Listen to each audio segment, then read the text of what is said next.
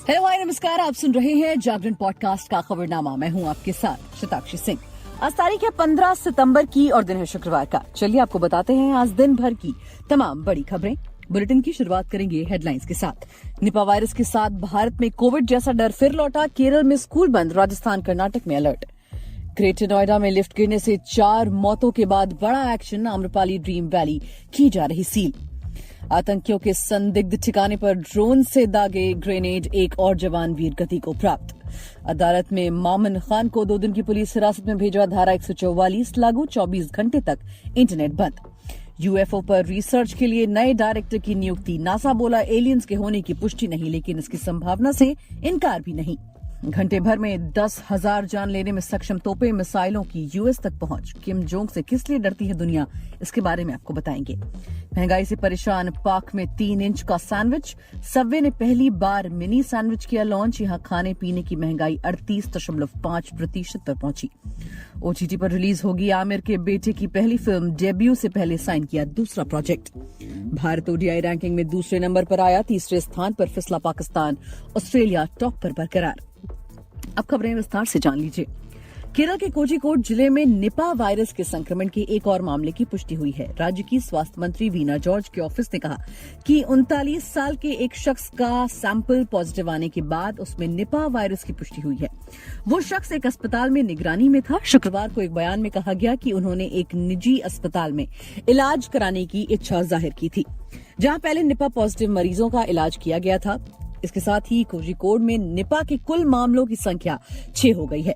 घातक virus Nipah से निपटने के लिए केरल ने जो एंटीबॉडी मंगाई थी, आईसीएमआर ने उसे भेज दिया है। राज्य को सैंपलों की जांच करने में सक्षम बनाने के लिए ग्राउंड जीरो पर एक मोबाइल प्रयोगशाला भी भेजी गई। वहीं पुणे में आईसीएमआर के नेशनल इंस्टीट्यूट ऑफ वायरोलॉजी ने 2 मौतों सहित 5 मामले दर्ज होने के बाद कोझिकोड जिले में निपा वायरस के नमूनों की जांच करने के लिए अपनी मोबाइल BSL-3 प्रयोगशाला भेजी।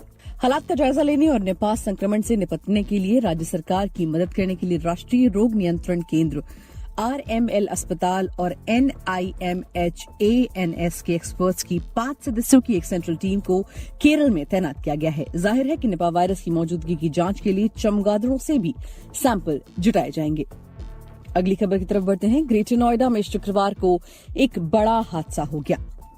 यहां निर्माणाधीन बिल्डिंग की लिफ्ट गिरने से 4 लोगों की मौत हो गई।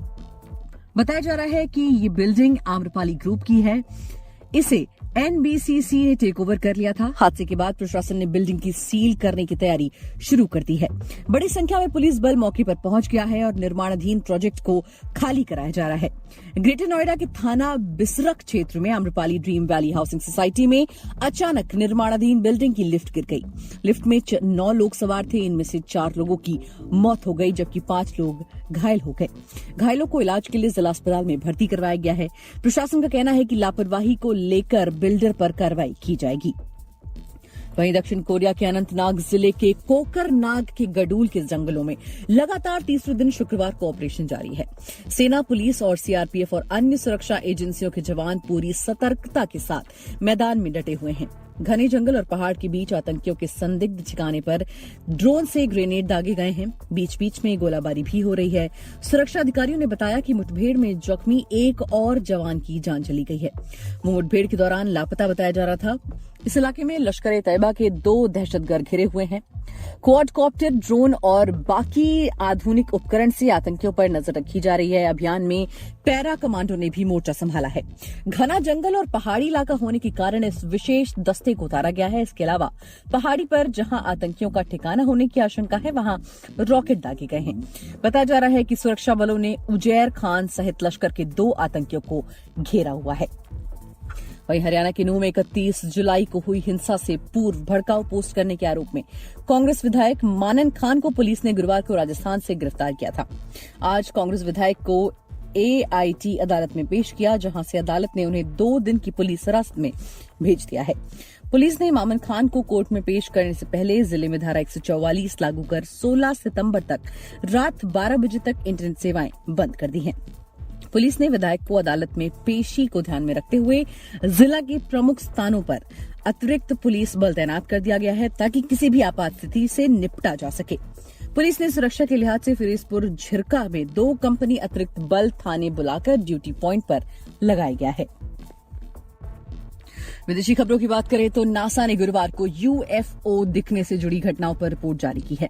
रिपोर्ट में स्पेस एजेंसी ने कहा कि यूएफओ से जुड़ी घटनाओं में एलियन का हाथ था, इसके कोई सबूत नहीं मिले हैं। हालांकि उन्होंने इस बात की संभावना से इनकार भी नहीं किया है। एलियंस और यूएफओ से जुड़ी जांच के लिए नासा ने नया रिसर्च डायरेक्टर नियुक्त किया है। खबरों की माने तो नासा के लिए डिफेंस डिपार्टमेंट के साथ मिलकर यूएफओ पर काम कर चुके मार्क मैकइनर्नी को ये जिम्मेदारी दी गई है। ये रिसर्च कैसे होगी, फिलहाल इसकी जानकारी नहीं दी गई है, लेकिन नासा इसके लिए एडवांस टेक्नोलॉजी और एआई का इस्तेमाल करने की योजना बना रहा है। आगे बढ़ते हैं और बात कर लेते हैं उत्तर कोरिया के तानाशाह किम जोंग की। देखिए, किम जोंग और रूस के राष्ट्रपति व्लादिमीर पुतिन की मुलाकात को लेकर जैसी बातें हो रही थी वैसा तो नहीं हुआ, लेकिन उससे कम भी नहीं हुआ। कहा जा रहा था कि पुतिन और किम जोंग के बीच हथियारों को लेकर डील हो सकती है। ऐसी डील होने की बात अब तक तो सामने नहीं आई है, लेकिन पुतिन और किम जोंग दोनों ने हथियारों और सैन्य सहयोग के संकेत जरूर दिए हैं। पुतिन और किम जोंग के बीच ये मीटिंग रूस के वास्तोचनी स्पेस सेंटर में हुई थी। दोनों ने 4 से 5 घंटे बाद की मुलाकात के बाद पुतिन ने संकेत दिए कि उनकी किम जोंग के साथ सैन्य सहयोग पर चर्चा हुई। उधर किम जोंग ने कहा कि रूस अपनी संप्रभुता और सुरक्षा के लिए एक पवित्र युद्ध लड़ रहा है। हम हमेशा पुतिन और रूस का साथ देंगे।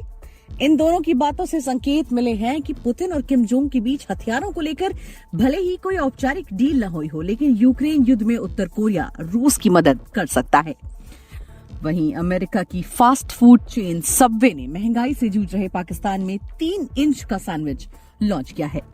पहली बार इस फास्ट फूड चेन ने वैश्विक स्तर पर सैंडविच का मिनी वर्जन लॉन्च किया है। इसकी कीमत 360 पाकिस्तानी रुपए है।